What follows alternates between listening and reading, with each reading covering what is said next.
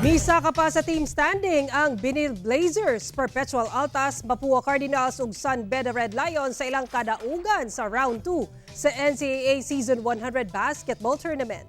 Ani nga report.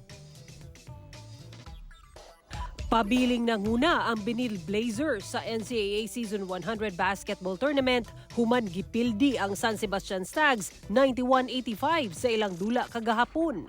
Bisan wala ang ilang top guard nga si Tony Ino tungod sa injury, gidala ni Ian Torres ang Blazers sa ilang ikawalong daog sa iyang 13 points, 4 rebounds ug 3 assists. Samtang gipaluka pa sa Perpetual Altas ang Letra Knights sa ilang dula kagahapon 71-61. Wala kaatraka ang Knights sa 19 points, 5 rebounds, 2 assists ug 1 block ni Christian Pagaran sa Altas. Kiniuma nagka-ankle injury si Pau Havillonar sa Knights sa third quarter sa dula.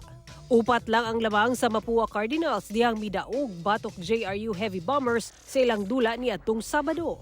Nagpaulan og punto si Yam Concepcion nga milabay og 19 points, 9 rebounds ug 5 blocks. Samtang nanimalos ang San Beda Red Lions ug midaog batok Arellano Chiefs nga mipildi kanila sa first round. Sa second round niadtong Sabado, way undang ang pag-itsa og puntos ni Bismarck Lina nga milabay og 20 points ug 7 rebounds alang sa double-digit win sa Red Lions 79-65.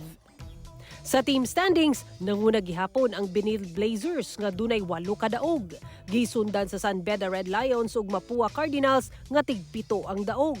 6 ang daog sa Letra Knights, samtang tig-5 ang daog sa EAC Generals, LPU Pirates ug Perpetual Altas.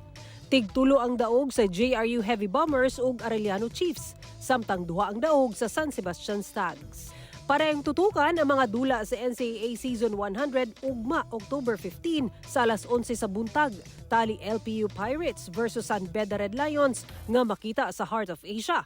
Ug 2:30 sa hapon tali EAC Generals ug Mapua Cardinals nga makita sa GTV ug Heart of Asia. Sara Hilomen Velasco, 1 Mindanao.